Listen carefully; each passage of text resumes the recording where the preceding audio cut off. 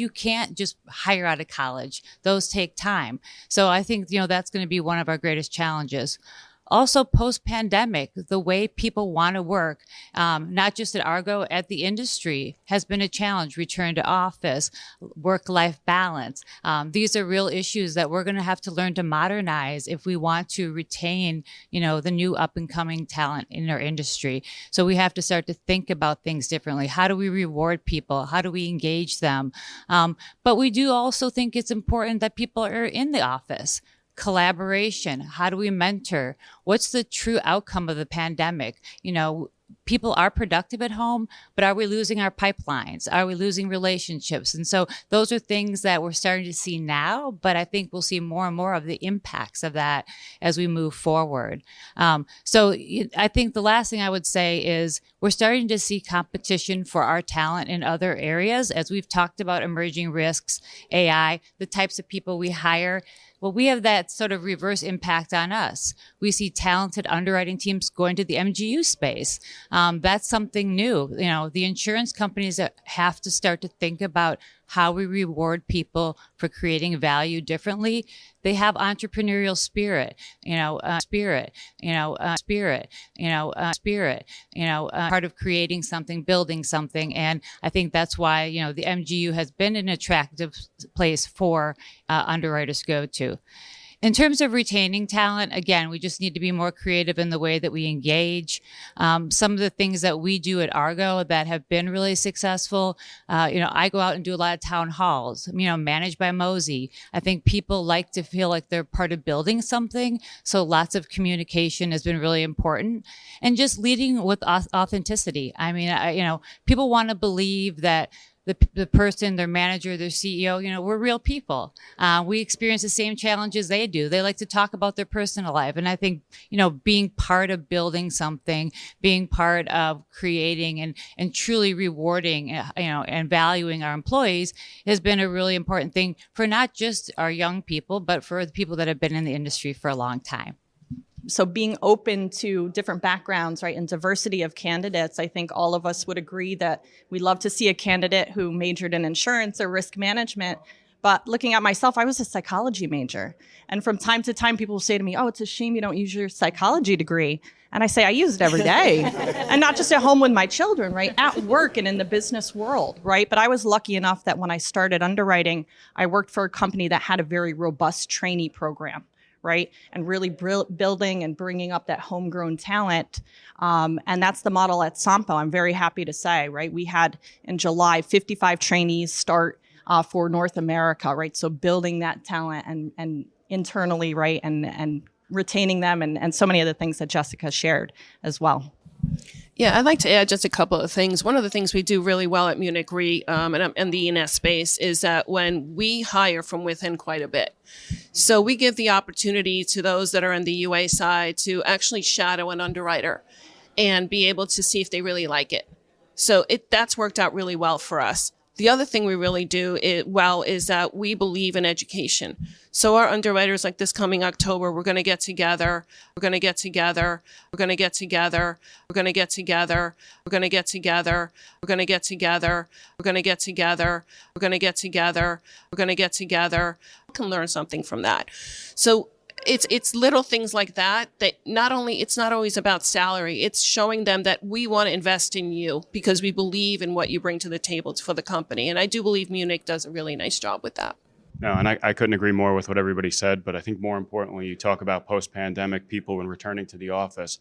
And that was such an important part of my career and everybody else's is having that ability to reach over, ask a question to somebody, hear that collaboration. And as you talk about people aging out of the industry and we bring new people in, well, they need that too. So it's incredibly important for our future to be able to mentor, coach, and educate the future of our generation and the future of insurance so that we can have a productive career for the rest of us.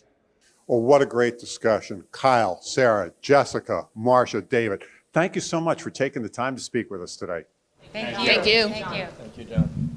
And from the WSIA conference in San Diego, I'm John Weber for AM Best TV.